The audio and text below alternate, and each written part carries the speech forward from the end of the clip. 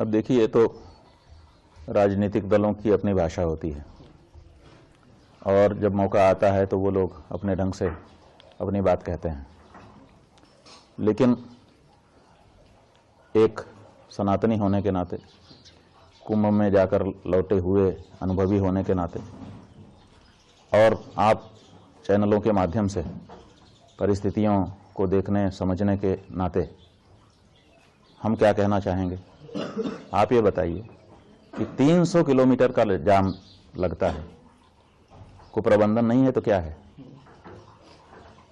जो लोग वहां पर पहुंचे हैं 25-25, 30-30 किलोमीटर उनको पैदल चलना पड़ता है अपना सामान उठा करके। कुप्रबंधन नहीं है तो क्या है?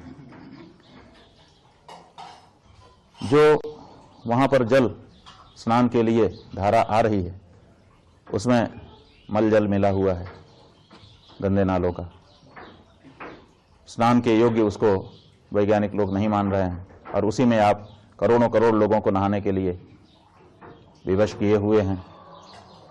वो अपनी श्रद्धा से नहा रहे हैं, वो अलग बात है, लेकिन आपका तो काम था कि नालों को थोड़े दिन के लिए या तो रोक देते या तो डाइवर्ट कर देते ताकि कम से कम स्नान के समय शुद्ध जल उनको धारा का मिल सकता। वो नहीं कर पाए तो इसका मतलब क्या है? इसका मतलब है कि कोई प्रबंधन है।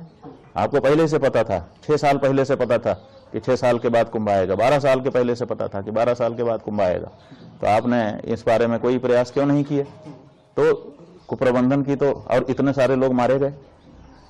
जब पहले से पता था कि लोग आएंगे, इतनी ही जगह हमारे पास है, तो उसकी योजना बनाई जानी चाहिए थी कि नहीं बनाई जानी चाहिए थी? तो जब कुप्रबंधन है और उसको कोई कह दे रहा है तो उसमें हम क्या करेंगे? हम किसी का पक्ष विपक्ष नहीं लेंगे, लेकिन जो सच्चाई है वो तो यही है कि आपको पहले से पता है कि ये हो सकता है, तो उसके बारे में आपको कोई ना कोई योजना बना करके रखनी चाहिए। और सरकारें तो एक योजना नहीं बनाती हैं, योजना एक ए, योजना बी, योजना सी, ऐसे 2-3-4 योजनाएं बना करके रखती हैं कि अगर ये गड़बड़ हुआ तो ये वाली, ये नहीं हुआ तो ये। तो आपको कोई योजनाएं बना के रखनी चाहिए थी, आपने कोई योजना नहीं बताई और प्रचार इतना कर दिया, और झूठा प्रचार। 144 साल की तो बात ही झूठी है, तो झूठा प्रचार करके लोगों को आपने आकर्षित कर दिया और आपके पास व्यवस्था थी नहीं। ये बताइए कि जब आपके पास भोजन नहीं है खिलाने के लिए तो आप लोगों को आमंत्रित क्यों कर रहे हो? अब लोग आ जाएंगे, उसके बाद खाएंगे क्या? और आपके पास खिलाने के लिए ना तो भोजन है, ना तो बैठाने के लिए जगह है, और आपने ढिंढोरा पीट दिया कि आइए आइए भंडारा चल रहा है। ऐसा होता है क्या?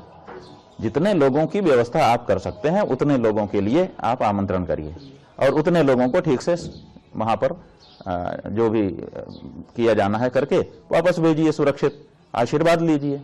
ये तो ठीक लगता है। क्यों नहीं मुख्यमंत्री जी ने कहा कि हमारे पास इतना एकड़ की जमीन है, इतना एकड़ के रास्ते हैं, इतने वाहनों के लिए जगह है, उतने लोग कृपा करके आइए, बाकी लोग मत आइए ताकि अब व्यवस्था न फैल जाए, किसी के प्राण चले जाएं, ये मैं नहीं चाहूंगा।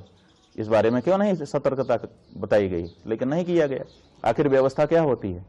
आखिर किस लिए अधिकारी होते हैं? किस लिए उनको बड़ी बड़ी सुविधाएं और बड़ी बड़ी तनख्वाह दी जाती है? किस लिए बताइए? यही सब के लिए तो कि वो सुव्यवस्था बनाएंगे बैठ करके। लेकिन ये सब कुछ नहीं हुआ। अंधाधुंध लोगों को आमंत्रित कर दिया गया कि आइए आइए आइए, अब दोबारा नहीं मिलेगा मौका। और उसके बाद कोई देखने वाला नहीं, पुरसा हाल नहीं। पुल बनाए गए, वो पुल बंद कर दिए जाते हैं। आखिर पुल काहे के लिए बनाए गए थे? लोग इधर से उधर आवागमन कर सकें। लगा दिया, जो जाना चाहे वो जा भी नहीं सकता, जो आना चाहे वो आ भी नहीं सकता।